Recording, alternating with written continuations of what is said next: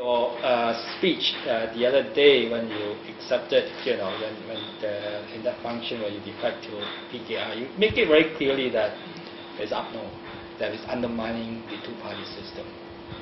Obviously. How are they doing it? Very obvious.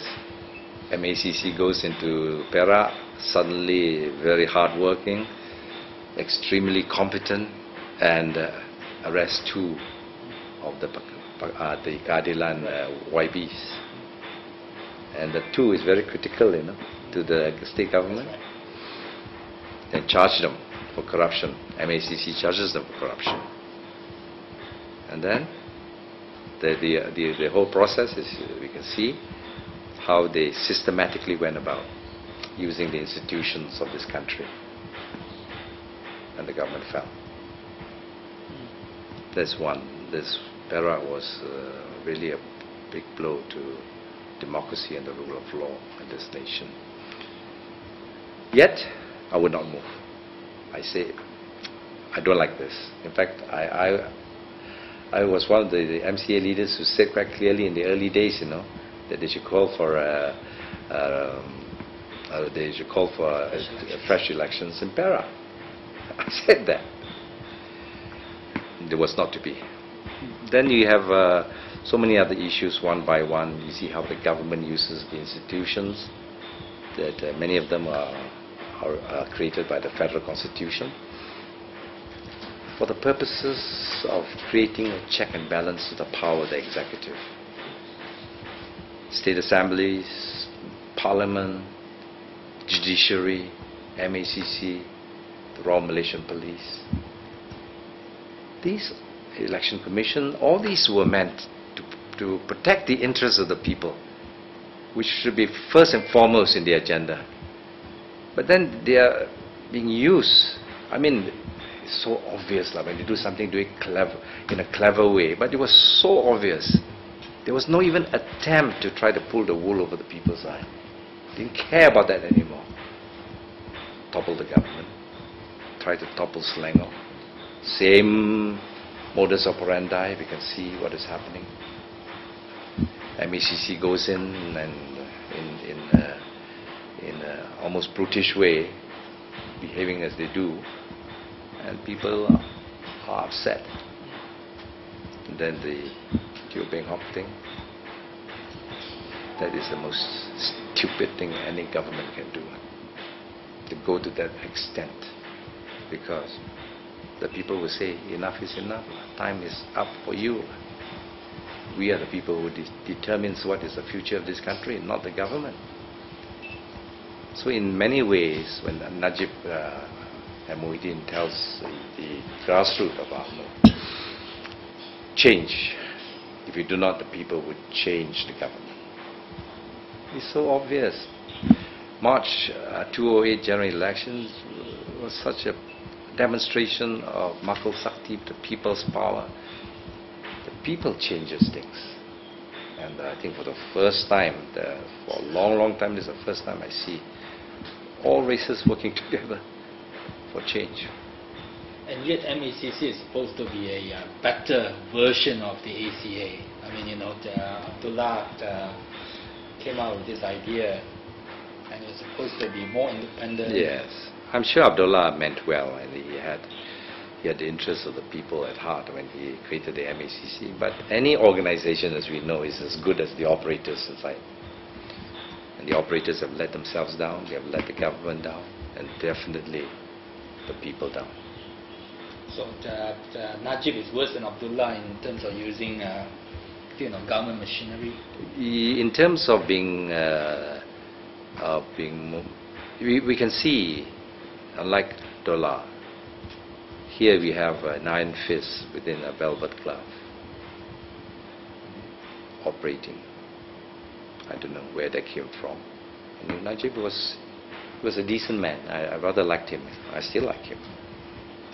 Polished, he had all the attributes of being a great prime minister. But this kind of happening,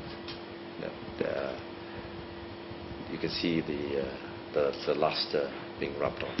but he cannot be sort of, he cannot say that he's blameless in a sense, right? I mean, you know, Of course, the Prime Minister calls the shots. Like, we know that. I've been in government for so long, not to say, I mean, for me to say that he doesn't have a very substantial influence, I would be not telling the truth. The Prime Minister in this country is too powerful. I hold to that belief. He has too much power in this sense. Too much power over the monies of this nation. Too much power over the institutions. Too much power over Parliament. I think it is time. I hope that Anwar would trim down, if he ever becomes Prime Minister, he will trim down those powers and say, look, I think we have to give back some of the power to the people. And the benefit, the power must work for the greater good. And Petroleum Act, I think it's ridiculous. Do you think Anwar can do that? That is my hope. I've addressed this with him before I joined. I've asked him, well, remember, people used to not to think too high. I mean, there are some people didn't think very highly of you in the past. What assurance do I have that you are transformed, man? That you will really implement your Malaysian agenda, you will truly implement your manifesto? He said to me, Chua, I went through 6 humiliating years in prison. I think one must go through the valley experience for you to have a character change. If you are in power, you will not have that kind of change. 6 years in the wilderness, the way he was treated, I think I give him the benefit of the doubt. That has changed him. His desire only to have, say, to the Prime Minister of 2 terms, I thought that was a good move. I mean, he has no lust to want to retain himself for many terms. No lust for power, in that sense. Effect the changes and let the younger people take over. Not too young. So what kind of role will you be playing in cabinet? Whether it will be a Chinese leader or a Johor leader? You know, I have a great sense of freedom, almost exhilarating. A sudden sense that all the shackles of the past, of the Barisan national culture, of the MCA monoracial party culture, has been broken off me. It's amazing sense of freedom, you know. You understand what I mean? MCA, Chinese. We must be more Chinese than the people of China. That kind of thing. Language, Chinese language must be first and foremost. We will sing and swim with the language. You know, I feel liberated in that sense that I'm coming to a multiracial party by choice and say, look, I love the Malays of this nation. I took as good care of the Malays when I was Minister of Health throughout the clinics and hospitals as I did the Indians and the Chinese. I would like to do something for Malaysians. I don't want to see poor Indians, I don't want to see poor Malays, or poor Chinese for that matter. And there are poor Chinese. So this new approach, very refreshing. So you feel shackled by MCA sort of monoracial politics all these years, in a sense? Perhaps, maybe I'm just using the word shackle to tell you how free I feel. Okay. But it doesn't mean that I was shackled within the many years, 33 years I was in the MCA, but I felt the constraint, let's put it that way. Right. So you don't begin to classify you in that kind of category? No. I started politics.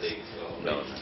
After May 13 erupted in this country, I made this major decision to be more involved. And that year, I was elected as the president of the Malaysian and IR, Malaysian and Singaporean, UK and IR Society of Law. That's right.